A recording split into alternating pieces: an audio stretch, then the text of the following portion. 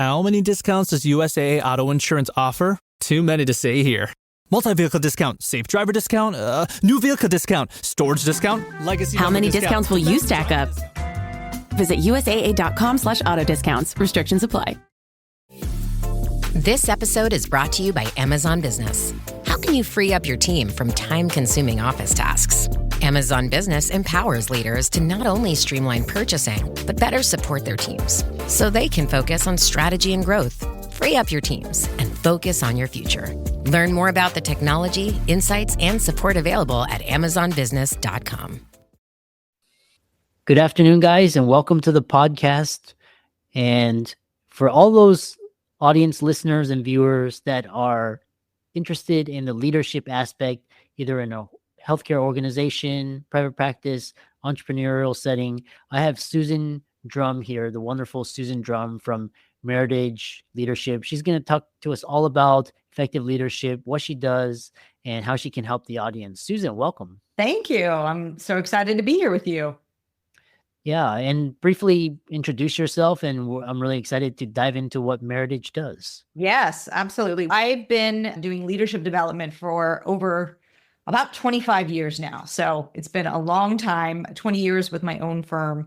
And prior to that, I had a very eclectic background that I use in all of the leadership development programs that we've created. I went to Harvard Law School, but did not end up practicing law. But I learned a lot that I actually use in coaching, which is in law school, you learn to make distinctions between different cases, why this case is not like the other. I do the same thing with mindset and making finer and finer distinctions of mindset, because mindset at the core drives action. And what I found is that managers manage actions, but leaders manage mindset. And if you can manage mindset, it is more a higher level way to help people and lead such that you're not always getting in the weeds and managing every action. Went there, then went to Boston Consulting Group, doing strategy consulting, did that for a number of years. Went to NBC Television under GE's program of Six Sigma. So I was a black belt in Six Sigma. And then 5 years after law school, I got a master's in acting from the London Academy of Music and Dramatic Art. And it was that experience that ultimately led me into leadership development, because I learned so much about myself, about dealing with that inner critic, about how you build empathy and deep connection. And I kept thinking, God, there's got to be a way I can bring this back to business, because some of the leaders I have worked for could use this type of training. And so it's a different flavor of it in the leadership development work that we do now, but all of those experiences play into the programs we've created. Yeah, really interesting. And I've talked to a lot of lawyers that as a physician, if you don't practice medicine, it's considered taboo. A lot of lawyers, they do what you're doing, or they go into politics or other fields. The one question I have for you is, with Meritage, when clients come to you, what is their pain point or frustration, or what is their greatest aspiration or desire to get to work with you? Yes. Usually it's around, how do I build a high performance team? How do I lead a high performance team? How do I scale my business, my organization, my practice when I'm challenged by people problems, right? And so at the core, it's the team not operating on all cylinders, infighting, conflict that's happening, people not taking accountability for what they need to do, having issues with delegation. I delegate, but doesn't get done. All of these are different types of ultimately leadership issues. We're here to help people really understand that leadership is a skill that's taught, and you don't come into anything that you're doing already knowing, how do I effectively lead people? And so we bring all the tools and the resources to help you do that. For leaders that are currently leading, what is the biggest mistake or weakness that you see in today's that's hindering forward progress? I think we're living in unprecedented times. Change is happening at a faster and faster rate. It's exponential. And the biggest issue that I see is that we as human beings get stuck in patterns, and patterns that were adopted some of which I'll go all the way back to childhood, but the way we view the world and what we see. And because our external environment is changing so fast, those patterns aren't working anymore. And as a result, people are feeling overwhelmed, they're feeling burnout. And a lot of it has to do with the fact that you're stuck in a pattern. So at the core of everything we do is focused on pattern recognition and pattern disruption. And certainly physicians will know, as you think about when you're diagnosing something, you're looking for the pattern, right? But the same thing happens in our leadership. And that's what we look at, is diagnosing what's the leadership pattern you might be stuck in. Because at the end of the day, you only have control over yourself. And if you want to influence others, your point of leverage is how you're leading. And I love how you're talking about how leaders, they manage mindset, and you're talking about breaking old patterns to create new worlds. When you work with clients, and let's say, because typically we think of leadership as in like you're leading an organization, but in this day and age of like hybrid work, and you have Zoom, and you also have solopreneurs, how do you translate what you teach clients into running like a private practice or your own endeavor, or even entrepreneurs? Yes, I'm part of an entrepreneur organization called EO, is Entrepreneurs Organization. It's a sister organization to YPO, if you've ever heard of Young Presidents Organization. So I'm around a lot of entrepreneurs. That's a 15,000 person, or maybe it's even more now, organization. And what we've done is taken some of the programs that we've done at some of the larger companies that I work for, like Oracle and Etsy and Microsoft, all of those, we've made it scalable for a YPO or entrepreneur to do. So an entrepreneur at any level, but we also do a lot in professional services. And it's how am I dealing with my patients, my customers, my clients? It's all that engagement. So not only is it dealing with them, but then how do I have a team that helps support me, and how do I build that team? But even if you're a solo entrepreneur, it is about how are you leading yourself? Where are you getting caught? What's getting in your way? And how do you break down these roadblocks? Yeah. Coming back to Meritage, and talk about the different programs, if you're, for example, if you're a team or if you're an executive, and what are these different programs and how they can help benefit what you're looking for. Yes. I love this phrase that I've heard from, I think it was Carl Jung, that until you make the unconscious conscious, you will continue to struggle, and we'll call it fate. So really understanding what is that unconscious pattern that's running you is the purpose of doing this type of work. And so in the programs that we do, we use specific assessments that help people recognize their patterns. I'll talk about some of those assessments, but usually everything starts with that, and then we build from there. So if you can think about it, one of the most powerful tools we use is understanding your leadership style. We each have a core leadership style, and we use something called the Enneagram to help people figure that out. And so you have a superpower and a liability. Now, as human beings, we think we're chameleons and we can see 360 degrees, but the reality is we cannot. We have a central vision and a peripheral vision. And where we point our focus of attention, that's what we see. And we develop a superpower of looking in a certain direction. We're really good at it, but there's something behind our head we can't see, and that's our blind spot. And in the model of the Enneagram, both working individually, really understanding what is that pattern of where you tend to look and the superpower, but what is the blind spot and how do you narrow that? And in this model, it actually shows the interrelationships between different types. So if you are building a team, what you actually want is someone who looks in the exact opposite direction of your blind spot naturally, because you can be a dynamic duo if that is the case. Now, but what can also happen is conflict can ensue. If I'm arguing it's blue and you're saying, no, it's yellow, you start to understand with this model the interrelationship between us all and what the gifts are and how we leverage them, but also the blind spots of all of them. So as a team, it's incredibly powerful because it's not just like putting you in certain buckets, but it's showing you your connectivity and how you're each other's best friend in terms of growth. So we use assessments like this. We also do 360 assessments to get you feedback. We don't really know what our impact is. We know what our intentions are, but we don't know how it's landing on other people. And it's through 360 feedback tools that give us that.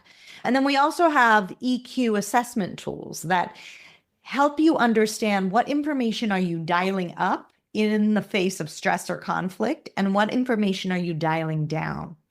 And do you have an access to a range of emotions that allow you to get data that you might otherwise not pay attention to? So each of these, usually we start with some form of assessment. And typically it's the very first one is around that leadership style, because that's the core. And it's a self-assessment. It only takes 30 minutes. And if you're interested, by the way, in checking this out for yourself, you can go to enneagramapplied.com. And so that's ENNEAGRAM applied.com. And there you can get assessed, but what's most important is how do you apply this information going forward, right? What do I need to do with it? And so we break it down for you of how you can move from the assessment all the way to a development goal for yourself. And we do the same thing with teams under a different program where if you have a team, it's a little bit like train the trainer. We'll give you the tools and materials to lead your own offsite, or if you want us to facilitate it, we can do that. But we can give you all the tools, all the content, all the videos, and get your team all assessed. So you can see where everybody shows up in that it's a diagram of a circle and where everyone is showing up. And do you have somebody looking in the exact opposite of your blind spot? And if so, how's that relationship going? And then we offer lots of follow-on work or tools, if you want, about how to bring your team to high performance. Fascinating. The other question I have for you is, a lot of times in the corporate setting, there's this concept called executive presence. And define what executive presence is for the audience, for listeners and viewers, and how one can get that presence that they're seeking. Yeah. So executive presence is just being present, right? But it's being present in a way that an executive would listen. And so a lot of it has to do with both your listening and communication skills. Typically, we are not really aware of how our communication is landing. So that's the piece of, we know what we're saying, but what are people hearing? And so really dialing in on understanding some of those patterns, but also how do we listen? What information are we, like I said before, taking in, dialing up, and what information are we dialing down? We are not, unfortunately, taking in all the data that's around us. We take in a fraction of it. And so learning what that pattern is for you can help you start to increase your effectiveness around this connection with other people. Because at the end of the day, leadership is about relationships. And those relationships go with your patients as well as your team and how you build those. The other thing is, for those aspiring like the kind of organizational, like middle management, and they want to climb that corporate career ladder, a lot of times it's a mentor, a sponsor is usually very instrumental. So how does one go about, if they're early career or mid-career and they want to rise up the ranks? How do they seek sponsors, mentors? How do they solicit feedback and progress? Yeah, I think mentorship is a wonderful, wonderful way to understand what is the path forward look like. And I really want to make this distinction between mentorship and coaching. Mentorship is, I've taken a certain journey and similar that your career path might take, and let me share that with you. Coaching is very different. Coaching is, I have a process for you to discover things about yourself that are going to help you walk your own path, because your path may be different than my path. And often when we understand leadership style type, you can't just emulate. If you're a different style than me, I can't just try to be like you. You're going to have to find a different path forward. So it's a very customized form of development, coaching is, versus mentorship is, let me share what worked for me, and maybe you get lessons from that. But in terms of how you develop the mentor relationships, I actually have, it's on Meritage Leadership. If you go to blog, I have two very specific blogs on this topic, looking at how to develop sponsors or mentors, specifically also targeting women, because often women haven't stepped out to develop those relationships, and really encouraging women to do that because they need them just as much as men. So part of it is look around, I would say at a high level, look around to your relationships and look at the career paths of those that you admire, that you'd love to, that you find interesting and fascinating. And then part of it is just approaching and saying, I'd love to spend time with you and see if a mentorship relationship would work. Like, usually you can't just go right, would you be my mentor? People are like, I don't know. Let's both see if this makes sense. Let's explore and have a first conversation of what this could look like. But I also think you need to detail, what do you mean by a mentor relationship? What are you looking for? Is it a monthly coffee? Is it touching base once a quarter? And what's going to fit in the other person's schedule? And I think that initial conversation of exploring what it could look like feels much more approachable than having these expectations that this person is going to devote their time to you. But there's other tips and tricks that I listed in the blog post to look at. Yeah. Yeah, for the listeners or viewers, Susan's website and resources will be in the show notes. Another question is, how does a manager or leader navigate a changing workforce, particularly generational differences, if they're like managing a baby boomer, Gen X, millennial, Gen Z, Gen Alpha? How should they be thinking about managing these different, these values and et cetera? Yes. One is, I think, building a closer relationship. And you can't think of people as a means to your end, like not going to work, right? And so this is a living, breathing human being that has their own vision and their own desires. And what is that? So what I find where people have had the most success is understanding what motivates this person, what drives them, what type of work lights them up, that makes them want to jump out of bed in the morning, what type of work makes them want to press the snooze button. And it's not to say that every single thing and I think some misunderstandings of a younger generation believe every single thing should make you feel like you're energized to get out of the bed in the morning. Like, we all have to take out the trash, and it's not a pleasant task. But if you can orient people around what it should be, some studies say is like 70% of the time, it should feel like, yeah, this feels great. And maybe 30% of the time, it's not great, but it's got to get done.